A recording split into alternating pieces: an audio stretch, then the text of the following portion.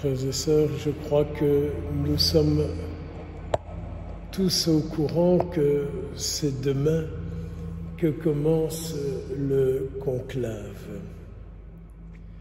Ce matin, sur KTO, j'écoutais l'interview du cardinal Sacco, que je trouve un homme qui parle bien, et qui est lucide sur la situation.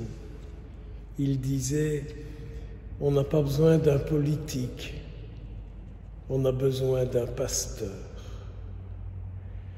Et en pensant l'Eucharistie d'aujourd'hui, avec ce passage des Actes des Apôtres, où c'est Saint Étienne qui parle, Saint Étienne dit ce qu'il a à dire.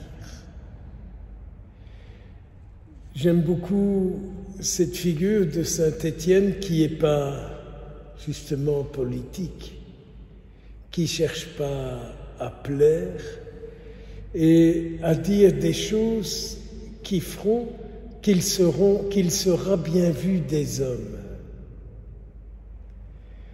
Le désir de Saint Étienne, c'est justement sa vie avec Dieu qui le fait parler. Je disais au Seigneur, et moi, est-ce que je parle en départ de ma vie avec toi? Ou est-ce que je parle pour avoir un public qui m'admire, à qui je plais? Regardez un peu. Dans votre manière d'être, dans votre manière de parler, dans votre manière d'agir, est-ce que vous parlez pour plaire à Dieu ou est-ce que vous parlez pour plaire aux hommes? Et on voit la fécondité de la vie de Saint Étienne. Saint Étienne, finalement, dit « Ils ne savent pas ce qu'ils font, ne leur compte pas ce péché. » Nous aurions tendance à dire ça pour justifier les gens. Mais Saint Étienne, il parle pour faire réfléchir ceux à qui il s'adresse. Peut-être que c'est une grâce que nous avons à demander, à parler de notre vie, en départ de notre vie avec le Seigneur, de telle sorte que celles et ceux qui nous écoutent réfléchissent en départ des paroles que de nous ils ont entendues venant de Dieu. Le peuple chrétien a parlé dans le monde le langage de Dieu. Si vous le faites, si je le fais, c'est la réussite pour Dieu. Plus encore, c'est le signe de notre vie avec lui et lui avec nous. Et on voit combien l'être humain retombe dans ses travers. On veut des signes. On veut des signes. Et on veut des signes.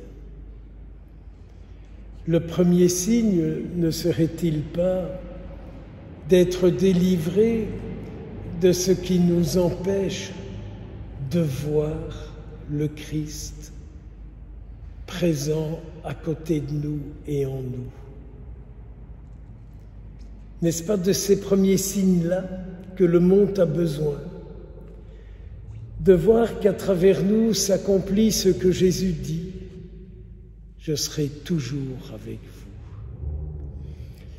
Si cette parole de Jésus peut s'accomplir à travers nos vies, les gens verront Jésus, les gens entendront Jésus, les gens découvriront Jésus. Parce que finalement, nous sommes bien de celles et ceux qui permettent au monde de vérifier que ce que Jésus a dit est juste et vrai. Revenons à une fréquentation authentique du Christ et pas, comme je le dis si souvent, nos sempiternelles commandes. Alors vous voyez, l'être humain d'hier et d'aujourd'hui montre-nous des signes. Oui, mais quand même, au désert, Moïse nous a donné. Je suis toujours surpris des gens qui sont à la recherche de personnes qui peuvent donner, qui peuvent faire. On dit des personnes puissantes. Mais tout chrétien est puissant. Tout chrétien est puissant de la puissance de Dieu qui vit avec lui et lui avec Dieu. Voilà la puissance de notre vie. Qu'est-ce que nous cherchons d'autre? Alors je comprends que notre Seigneur Jésus dit, mais c'est moi qui suis la nourriture de Dieu pour vous. Oh Seigneur, empêche-moi d'aller chercher de la nourriture à gauche et à droite. Empêche-moi d'aller chercher ces petites jouissances, ces petits plaisirs, ces petites satisfactions de gauche et de droite. Seigneur, ce que je veux, c'est une vie unie à ta vie, une vie qui vive ta vie. Je ne recherche rien d'autre que ça, Seigneur. Vierge Marie, en ce mois de mai, en ce mois où nous te prions, obtiens-nous cette grâce d'une vie unie à Jésus et qu'on puisse dire, sa vie c'est le Christ, ce qu'il dit c'est Jésus, ce qu'il fait c'est Jésus. Voilà, je crois, ce que le monde attend des chrétiens, de notre Église, de notre futur pape. Prions pour eux, prions pour eux, prions pour eux, parce que eux comme nous, un jour ils seront devant le Seigneur et ils rendront des comptes pour ce qu'ils ont dit, fait.